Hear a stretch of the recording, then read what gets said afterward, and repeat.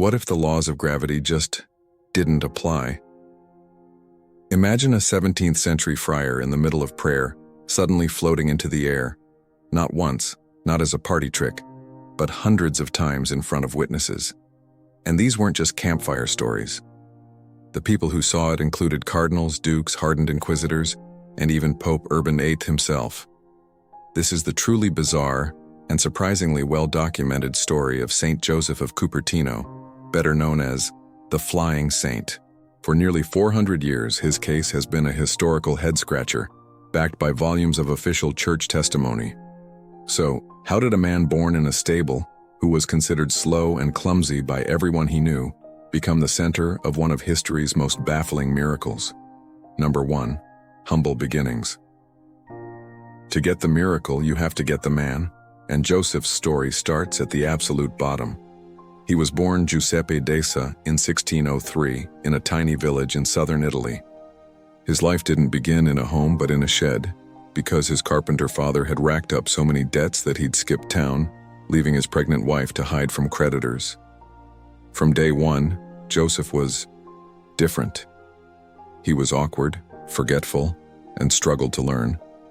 His classmates had a cruel nickname for him, Bocca Aperta, or the Gaper, because he'd often just wander around in a daze, staring into space with his mouth hanging open.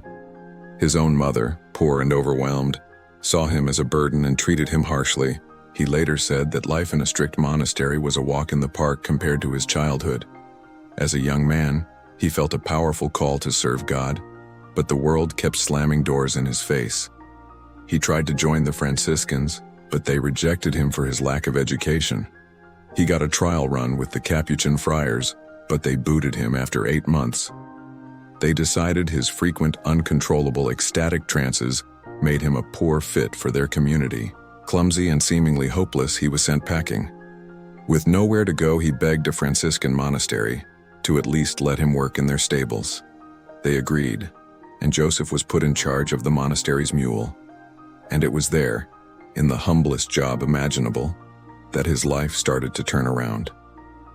He became gentler, more focused, and his simple, honest devotion began to impress the very friars who had written him off.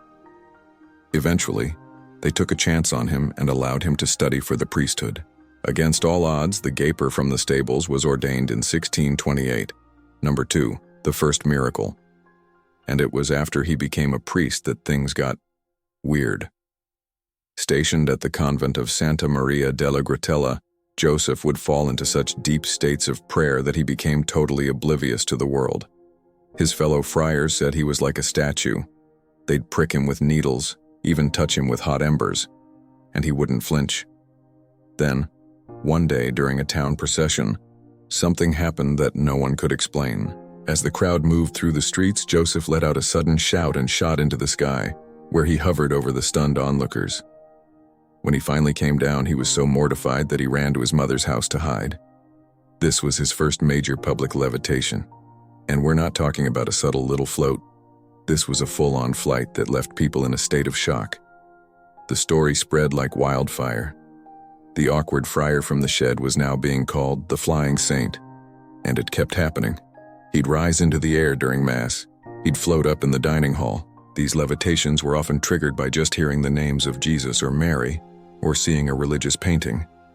And they weren't quiet, peaceful events. They were often dramatic, starting with a loud shriek as he launched off the ground, as if he'd been thrown by an invisible force always aimed toward a crucifix or a statue. Number 3, escalation and corroboration.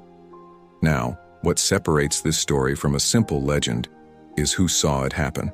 Over the next 35 years, his levitations were officially recorded more than 150 times, and the Vatican's case for his sainthood includes volumes of sworn testimony. And we're not talking about a handful of superstitious villagers. The witness list is a who's who of the 17th century. Monks, skeptical doctors, and high-ranking nobles all swore they saw it. For instance, the Spanish ambassador to the Pope met Joseph and was so impressed he brought his wife to meet him. As Joseph entered the church, he looked up at a statue of Mary and instantly flew over the crowd to reach it, said a prayer, and flew back. Then there was John, the Duke of Brunswick, a German noble, and a Lutheran. He was skeptical, so he traveled to Italy and hid in a church to watch Joseph during Mass. He saw the friar levitate twice. The Duke was so shaken by the experience that he converted to Catholicism on the spot. But the most powerful eyewitness was Pope Urban VIII. When Joseph was brought to Rome, he bent to kiss the Pope's feet, was overcome with reverence, and immediately floated into the air right there in the Pope's chambers. He stayed there until his superior ordered him to come down. The Pope was so convinced he declared that if Joseph died during his pontificate, he himself would personally testify to the miracle. If you're finding this story as wild as I do, take a second to subscribe and join us for more of history's most fascinating mysteries. Number 4. The problem for the Church. You'd think the Church would be thrilled with such a clear sign of divine power. But in the 17th century, the supernatural was a double-edged sword.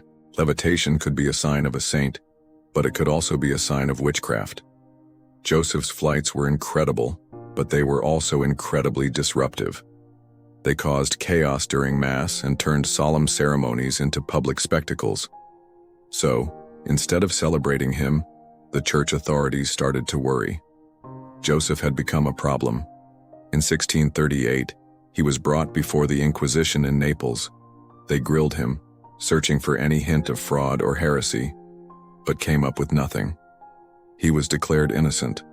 Still, to control the chaos, his superiors decided the best thing to do was to hide him. They forbade him from celebrating public Mass, joining community prayer, or even speaking to anyone outside the monastery. This kicked off a long, lonely chapter in Joseph's life. He was shuffled from one remote monastery to another. His location kept secret to stop the crowds from forming. But the Levitations didn't stop. The few friars living with him kept reporting that he would float in his cell or rise above the garden trees during prayer. Far from a showman seeking fame, Joseph was deeply embarrassed by his gift. He was obedient and saw his inability to control these flights as a personal failure, often calling his own body the jackass for its stubborn refusal to stay on the ground. Number 5. Scrutiny and skepticism. Okay, let's be real. It's the 21st century. We have to ask, was this all just an elaborate hoax? Skeptics, both then and now, have offered a few theories.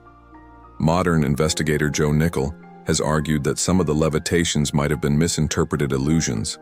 Maybe, hidden by his robes, Joseph simply shifted his weight from his knees to his heels, making it look like he was floating. What about the more dramatic flights? Nickell suggests these could have been powerful, athletic leaps, with that loud shriek he made being the sound of physical exertion like a martial artist's cry. The argument is that he never just hovered in empty space, but always landed on something solid, like an altar. But these explanations start to fall apart when you look at the details. Many accounts don't describe a quick jump, but sustained hovering, sometimes for minutes at a time, often high above the heads of the crowd. That's a bit more than a good leap. Plus, Joseph was known for being clumsy, not athletic.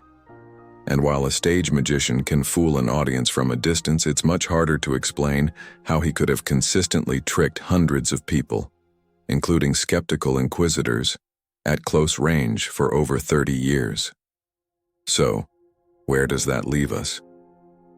Joseph of Cupertino died in 1663.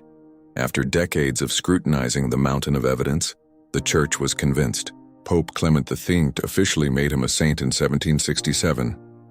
The case of St Joseph of Cupertino remains one of the most thoroughly documented supernatural events in history. We have the sworn testimony of over 150 credible people, from peasants to a pope, who say they saw a man fly. We have the records of the Inquisition, which investigated him for fraud and gave him a pass. And we have the story of a man who wasn't some charismatic guru, but a humble, simple friar who was ashamed of the very thing that made him famous. Science wants a natural explanation, but the historical record keeps presenting a story that defies an easy answer. Was this divine intervention? A case of mass hysteria? Or was Joseph of Cupertino the greatest illusionist who ever lived? What do you think? Was Joseph a genuine miracle worker? Or is there another explanation for the flying friar? Let me know your thoughts in the comments below. Thanks for sticking with us on this wild one. If you enjoyed it, please give this video a thumbs up and subscribe for more deep dives into history's greatest mysteries. And don't forget to hit that notification bell so you never miss an upload. Until next time, stay curious.